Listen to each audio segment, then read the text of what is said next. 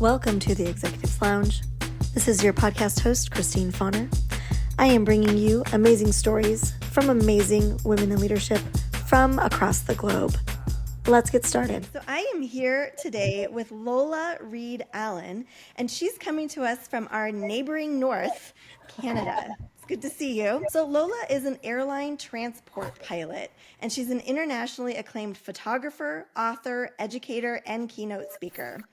And so one of the reasons that I am excited to bring Lola to you is she has this amazing book that I've been getting into. Lola, I want to just invite you to the show and say welcome. Well, thank you very much, Christine. It's an honor to be here. Well, so I wanted to kind of jump in because one of the things that I really noticed right away as I was really getting into your book is that you start your story in 1979. And my brain says, well, we couldn't even have credit cards as women until 1974. And I mean, the Equal Pay Act and all these discrimination laws had just come out 15 years before that. So my point is that men were still dominating our industries here. I mean, dominating the workforce. And so your story starts in 1979. I feel like that must have been an interesting aspect of the story as a start. Yeah, at the time when I started taking flying lessons, it seemed kind of radical. I had always had an interest in flying, but maybe I should have had more passion at the time. But I kind of stopped thinking about being a pilot because I had a lot of pushback, not really strong pushback, but statements from my father, for example, that were very negative. So, for example, in 1962, when we're flying out west in Canada, and it's really exciting for me, I'm having a great time, and express my interest in becoming a pilot. I mean, it's just a 7-year-old's fantasy for sure. Oh, Dad, when I grow up, I want to be a pilot.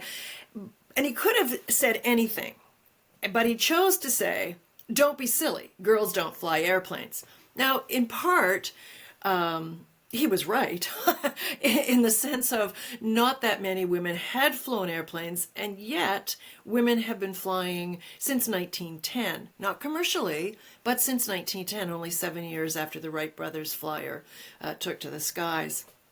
So we're both kind of products of our environment. We're all products of our environment.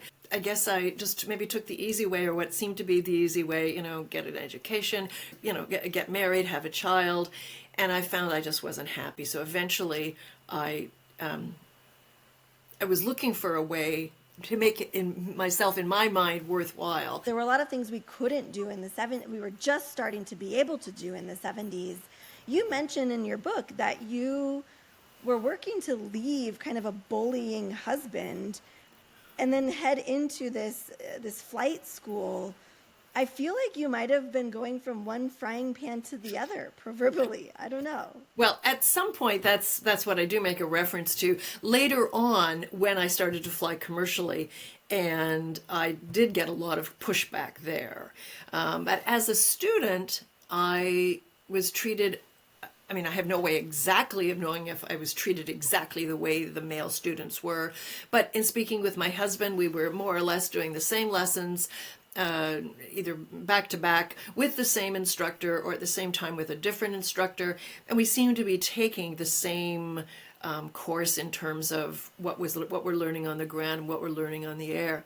And that makes sense because learning to fly isn't for everyone. Although I think anyone really can do it if they're motivated, but not everyone wants to do it. And so the schools are there to make money, so they're not going to turn away anybody. I believe that our purpose in life is to find joy and to experience joy. And not every person's joy space is different. So yours is flying.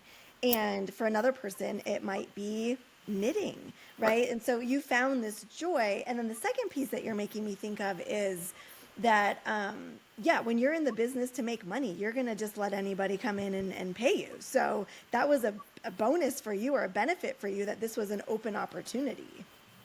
It was. It wasn't until I started flying commercially, and at that point, when I announced that to my family after the fact, because they hadn't been terribly supportive at any time. At that point, when I did tell my relatives, my grandfather, who had been the shining light throughout my entire childhood, expressed his concern, and I tried to alleviate his concern by saying, oh, well, Grandpa, it's not like it was in the barnstorming days when you went flying and it looked like the thing might explode. He said, no, it's not that. It's just that you might take jobs from men who need them. So that was pretty Whoa. breathtaking. Whoa. The good part is my grandfather remained my shining light because I didn't say anything. I mean, he was an 85-year-old man, born in 1896. So airplanes didn't even exist. And How the first did you one. reconcile that, though, in your mind, in your relationship? Because you have a person that you love, you care for, that really has encouraged you to be your own person. But then he's also telling you that you're taking up space that you shouldn't Right. be taking up. Well, I was able to do it because in remaining silent, the next thing I heard was him sobbing. And because we were on the telephone. And then he said, I'm sorry, I'm an old man, just fly safe. And I thought, oh, that was I really needed to hear that. You have, so the book, just so that I can get all the listeners here on board with us, the book is Highway to the Sky, An Aviator's Journey. And it follows Lola. He came home one day, and one day he said, oh, let's take up golf. And I'm still not interested in golf. And I said, no way. But he had his own demons, but he was also in love with me and loved me and was searching for a way to keep us together in his own way. So his father was a bully. And presumably his grandfather, I don't know. But I wanted to stop that cycle, and yet I was a little bit afraid of leaving. Yet I wanted to leave, and I was afraid to leave not because of censure from friends or family, but I thought he might get violent. If I'm a possession, which the law considered me, by the way, he had the right to do more or less what he wanted. A couple of weeks later, he came home and he said, that's it, let's take flying lessons. And I was like, wow, you're kidding me. But he said, come on, you've always wanted to do it. I said, yeah, but where are we going to go? So the problems here with anyone learning to fly is, where's the nearest airport? Where's the nearest small airport that will train me? I mean, you don't learn to fly at JFK, right? Just like you don't learn to fly at Toronto or Montreal or Vancouver. I mean, sometimes you can, but generally you want a smaller airport so you're not, flying around with big jets. And no women were pilots. I mean, yes, there was Amelia Earhart, and there were a few others. We mentioned Beryl Markham earlier. But there weren't any that I knew. Penny, who was on the TV show Sky King. The show Sky King was named after the protagonist, whose real TV name was Skylar King. And of course, he flew around, I think, in southwestern America, and he rescued people. And the show was written in the 50s, in the decade following World War II. And there were many women who flew commercially during World War II. That's a good point, Lola, that, just pointing out here that women have been pilots and been really good pilots in our history, but it continuously gets written out of history. And then we're continuously told it's not a place for us to take. So I think that's a good point you make there too. Seeing women in the pilot's seat, I think, could be life-changing for a child or a young adult looking to see themselves in a career that they haven't seen themselves in before. Exactly. Having a role model is critical. And that role model might be your parents, relatives, the lady next door, or in you boarding an aircraft and there's a female pilot. And there are many female pilots who are now continuing to fly commercially as we speak, and they make an effort at some point to greet the passengers or say goodbye to the passengers or come out in the flight deck just to make themselves visible and let the next generation and the parents of the next generation know that women are flying airplanes. You have a chapter in your book entitled, Where Do Women Belong?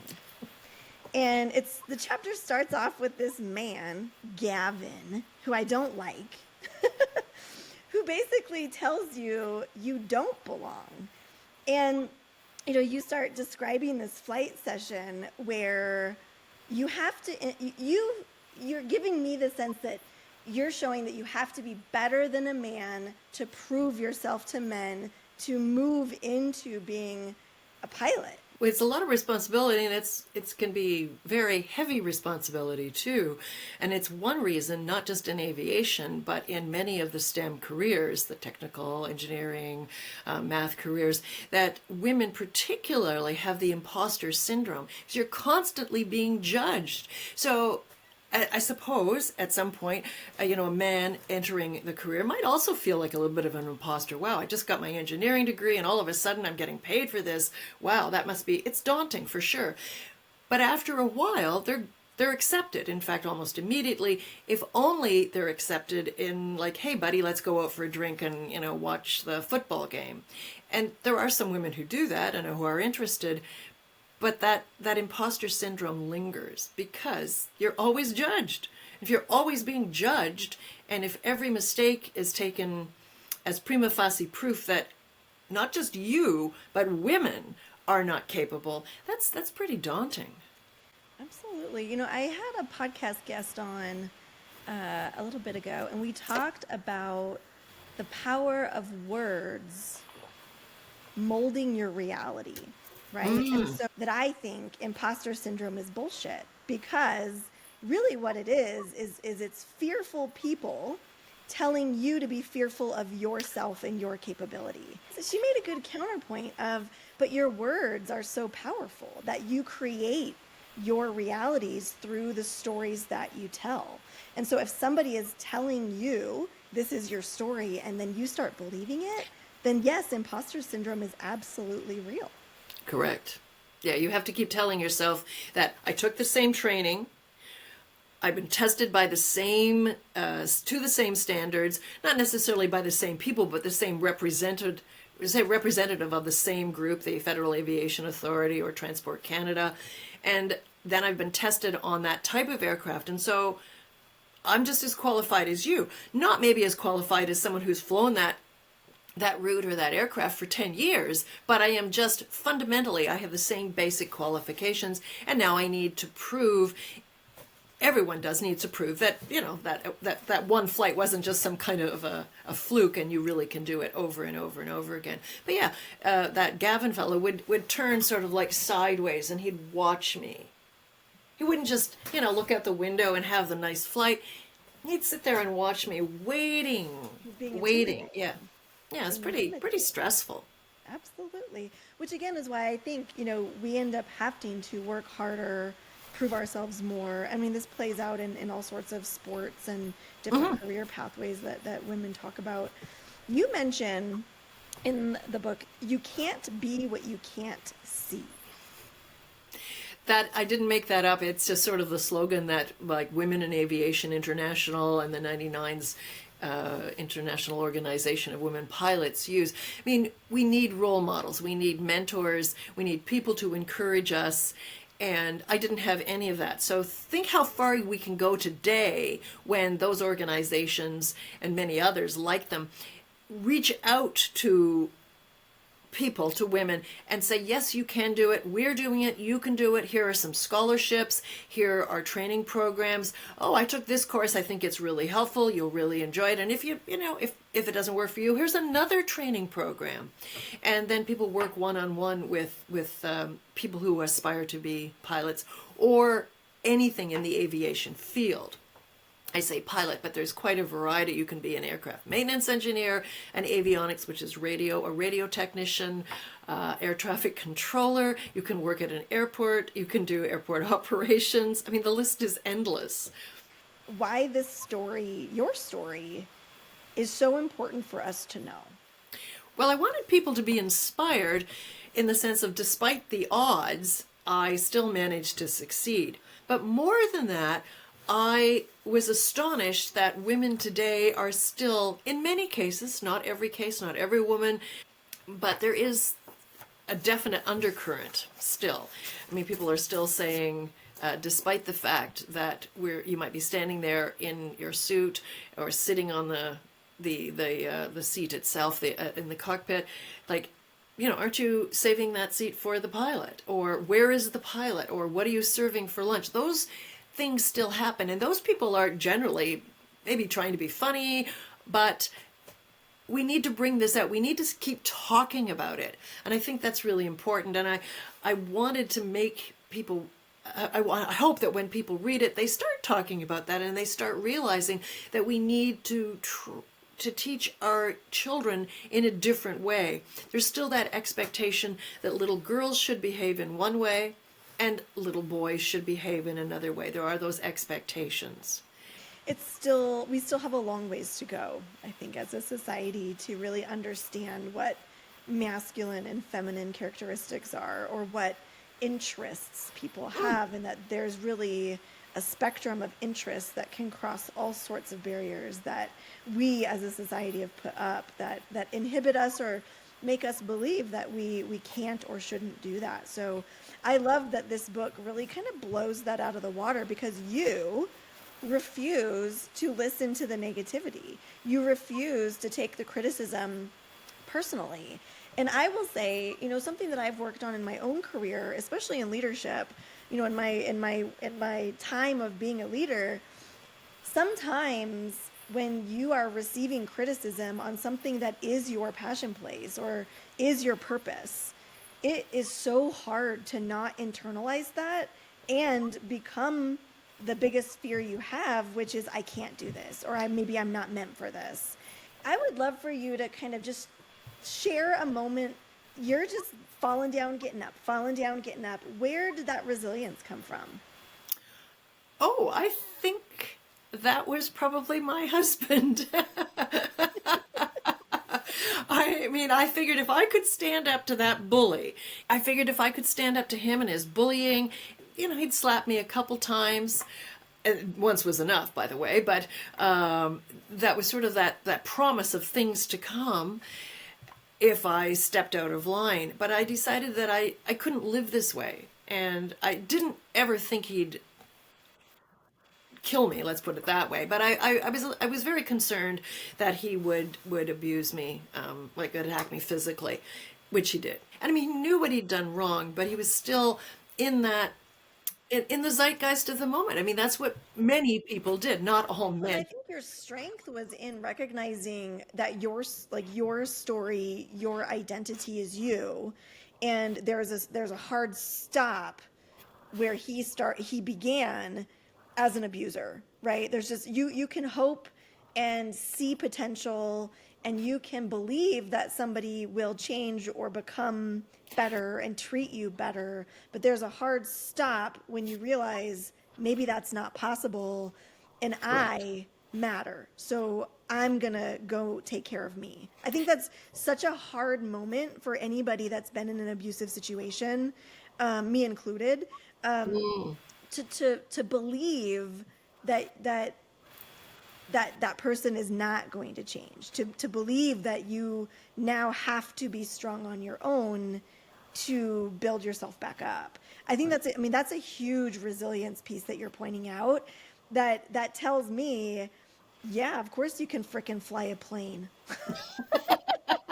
Well, I was very concerned that our son would develop the same abuse. For you to also recognize that you want your son to have a better life and be a better version, that's huge. Yeah. My grandmother was helpful in that. Her best friend, so my grandmother was born in 1904, and women, even in 1979, women were not leaving their husbands. And the same pilot you mentioned, Gavin, we have a conversation about, well, why did you leave your husband? And it sort of ends up with, well, isn't a bad husband better than no husband? Because how are you going to support yourself? Well, it seemed kind of obvious since I was sitting beside him flying an airplane, but that was still the overall feeling. How could a woman survive on her own, especially with a young child? Now, my ex-husband was very supportive. We shared joint custody, and it was great. But I was so concerned about my son not being an abuser, and I think that worked. And I also knew that if I stayed with my husband, he wasn't going to improve. He hadn't improved. I talked to him and said, hey, what are you doing? You shouldn't be doing this, and you have no right to do this. But it was so ingrained. But the good news is he actually did stop abusing. He married 2 more times. His second wife died, which was tragic. And then the third one, he even stopped drinking. My ex-husband stopped drinking, which was amazing. So he stopped abusing, he stopped drinking. I know that wouldn't have happened. Well, he might have stopped drinking, but mostly because the doctor told him, you're going to die. So he might have stopped. I don't know, right? But I think too, you recognized what it would take to stop a cycle for your family, and you did it. So my grandmother's best friend, she left her husband, which was shocking. And she had 6 children, but he was a violent alcoholic. And she left him probably in the 1940s, which was amazing. So my grandmother was a bit encouraging. I mean, she kind of dropped hints. I think one of the things I'm really proud of the millennial generation is that we as women for 3-4 generations now have been teaching young women to value yourself, believe in yourself, set healthy boundaries, expect to be treated with respect, be a strong, independent person. We've instilled some values in these young women, and they're setting themselves up with healthy boundaries and being able to communicate their feelings and recognizing that we can demand to be treated well. And schools are more encouraging too. So when I was in high school, I wanted to take shop because I thought that would be so much fun. Plus, my mom and my grandmother had already taught me how to cook and sew. That didn't matter. Even that argument didn't matter. Shop was for boys, and I was told that shop was for boys, and girls need not apply. Well, and one of the things I really love about the change in aviation as well, from a customer standpoint, is you'll hear the pilots remind the passengers that our flight attendants have been trained and are highly trained experts in safety and emergency protocol. And that is their number one job. Their secondary job is to make sure that you're happy and maybe get you a Diet Coke. You're right. I hadn't really thought about it that way, but they are prioritizing that they're not airborne waitresses or servers. Yeah, exactly. And it isn't important. I also like the fact that they often say, especially in Emirates, we've got, I don't know, quite a number of flight attendants, and they're fluent in something like 24 different languages, which is pretty impressive. So it also adds another dimension of intellect to what they were perceived as airborne waitresses. Although even in the in the 1940s, they were trained in emergency procedures or safety procedures, but they were never valued in that way as they are now, and it makes me so hopeful for where we're going. You had mentioned in our conversation previously that there has been a stagnation of women in aviation. I think you were saying that women only make up 6%. That's right. In the 1980s, it went a little bit higher, and it was interesting. The second wave of feminism, and we were being told slogans like, yes, you can do it, and you've come a long way, baby. But generally, worldwide, it's about 6% of females in commercial aviation as pilots. There are a couple of notable exceptions. One of them is Porter Airlines in Toronto at the Billy Bishop Toronto Island Airport. And although the number fluctuates, it's about 12 to 13%. And they have, yay is right. And they have chief pilots who are female, assistant chief pilot who is female. And the other country that has a high number of female pilots is India, and they're historically 13 to 15%, and they have been flying commercially since the 1960s, a decade before America and Canada hired their first 3 female commercial airline pilots. I wanted to mention, so we're going to have here in the description of this podcast episode the links to be able to find out more about Lola, get her book on your bookshelf like it's on mine. And also, if you are in the Denver, Colorado area, Lola is going to be at the Tattered Cover, which is one of my absolute favorite bookstores in Denver, and in the country, really. So she's going to be at the Tattered Cover in March. And so we'll make sure to also have that information on this podcast episode description as well. So please go down, take a look, and connect with Lola beyond. Lola, I'm so grateful for our time together. You are a force, and I'm just so glad to have crossed paths with you. Well, I'd say you were pretty much a force too. I'm glad to have met you, and I'm certainly quite honored to be here and to talk about women in aviation. And in fact, the reason I'll be in Denver in March, I think it's the 25th to the 27th, and a little bit before that at Tattered Cover, is in conjunction with Women in Aviation International. So I would also love to encourage any woman listening to this podcast that is in the aviation industry to check out this conference and come and meet with us at Tattered Cover. Absolutely wonderful. Lola, thanks again. You're amazing. Thank you. Thanks for joining us today in the Executives Lounge, where we bust open the doors, slam through the ceilings, and make sure that we have a spot at the table and that we are the lounge.